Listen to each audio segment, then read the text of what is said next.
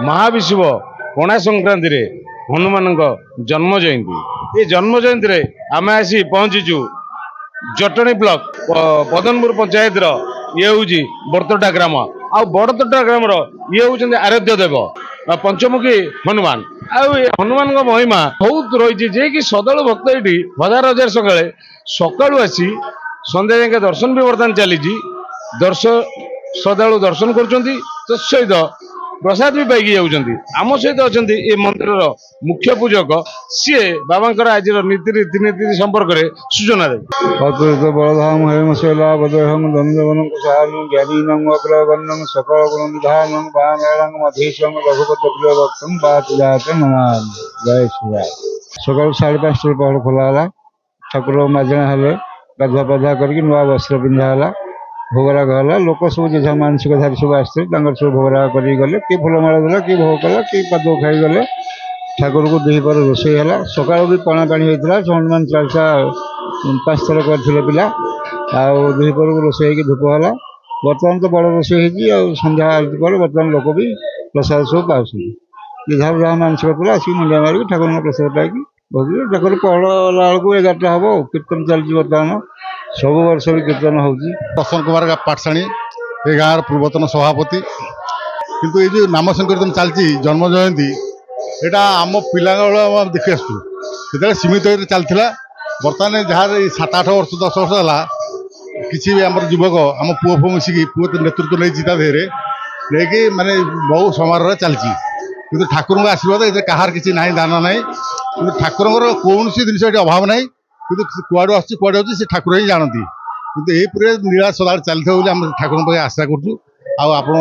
आशा करूँ सर्वसाधारण जाना आज कार्यक्रम कौन होता संकीर्तन आउ जो प्रसाद दिन 11टा ये यज्ञ होता होम होता होमर कर्ता मुझे थी प्रसन्न पाठशाणी किंतु होम कार्य जमी सुचारू रूप हमारा तापर नाम संकीर्तन आरंभ है आ महोत्सव से भाई चलती कौन कहूँ शुणु आम जहाँ शुणुचु पिला बेले आमर बारपल्ली सभा होता जो बारपल्ली रे आमर गंगबड़ा पितापल्ली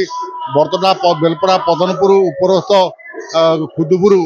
भीमपुर सब थी बारपल्ली जो बारपल्ली सभा चलता ये गोटे बरगछ था विराट बरगछ जोटे बुढ़ा बर्तमान भागी अच्छी ये बरगछे गोटे मांकड़ बसला से मांकड़ ये ओह्लैकी माने आत्मविसर्जन कले आमर जो भद्रक मैंने बसते से आम जेज था बारपल्ली सभापति था गोपीनाथ बलासी से गोटे ये करमर ये गोटे महावीर मूर्ति बसवा बोली माने योजना कर निष्पत्ति ने निष्पत्ति ठाकुर मूर्ति बसैले ठाकुर मूर्ति बसवा पर से जौ मूर्ति थिला जौ मूर्ति जो नष्ट चेष्टा देखिले पत्थर मूर्ति से तैयारी कले पत्थर मूर्ति तैयारी करने भितर महोत्सव बहुत आडंबर होता से आमर बारपल्ली लोक बहुत आसते महोत्सव खायापी ये धाकुली बाबा थे जी कि से धाकुली बाबा माने ये ठाकुर को माने बंधन करने चेष्टा करते ठाकुर फोपाड़ी देले से पोखरी जो देखुं आप चाप पोखरी मझे पहले ठाकुर सियाड़े गले ये चिंतामणि मिश्र जी थे आमर घर हूँ साखेपल चिंतामणि मिश्र को ये आनले आम गाँव वाला आणिक रखिले पुओ सर्वेश्वर मिश्रे पुओ बाबुनी मिश्रे बर्तमान पुओ मुना मिश्रे अच्छा ये कि आम कार्यक्रम राज्य देते कर्ता ये होम करते किंतु से अनुसार ठाकुर नीति अनुसार कम चलती ये कौन से जिन ना ठाकुर गोटे ये महिमा अच्छी आपड़ राति अधे जो विपद थे जहाँ ठाकुर डाकिले आपड़ निजे अनुभव करें ठाकुर मो आगे अच्छा ये जिन मोर भी निजर अनुभूति अच्छी मु दिने गाड़ी चलला ड्राइविंग करता है मत गोटा विराट विपद आसला मुझे बाबा को अनुमान कली देखिली से मो आगे आहरी लोक जाऊँ से पूरा धैर्य है देखिले कि ना ये तो आप अनुभूति आम पार गोटे सूचना अच्छी ये ठाकुर राजुड़ा अमलर ये कौन बरुण प्रदेश थे राजा को स्वप्न होते आप ग्रामवासी स्वप्न होते से जो स्वप्न दशा कहते आम गाँव राधाकांत देवे से सेपटे अच्छा आम जो चंदन ये तैयारी करते राजा ठाकुर राधा प्रतिष्ठा करते से ठाकुर कौन से परीक्षा महाउतर जन थे सी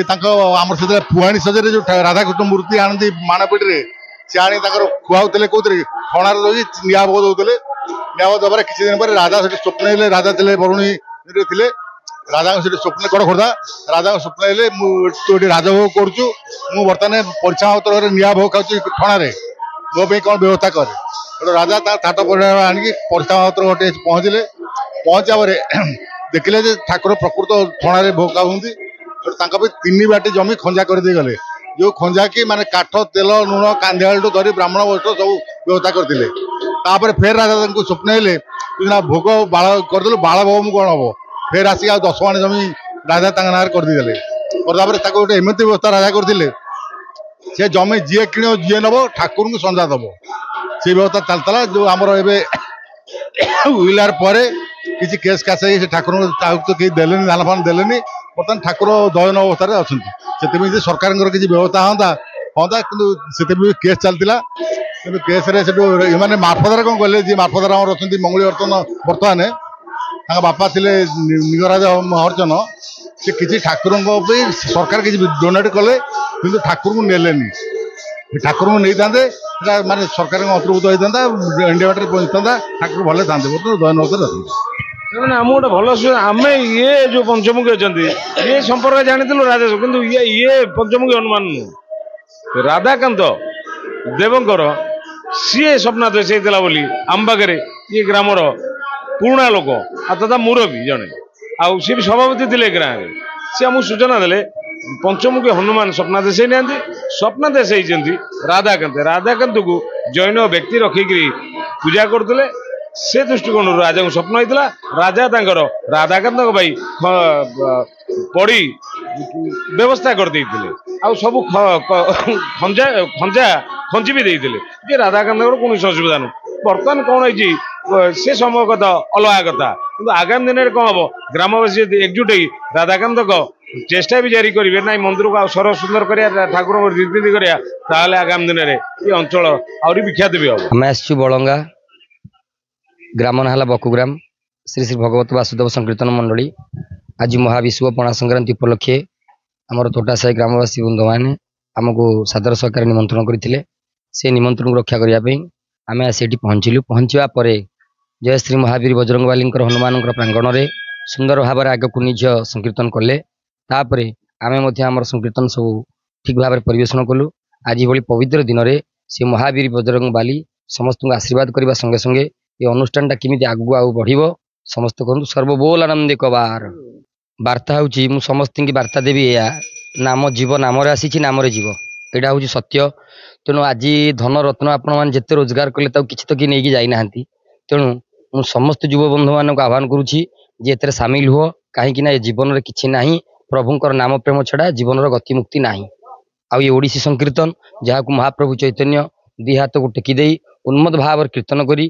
ଜୀବନକୁ ଚରିତାର୍ଥ କରିଥିଲେ, ତାଙ୍କରି ପ୍ରେମରେ ତାଙ୍କରି ଭାଷାରେ ଆମେ ଏ ସଂକୀର୍ତ୍ତନଟାକୁ ଚଲେଇଛୁ।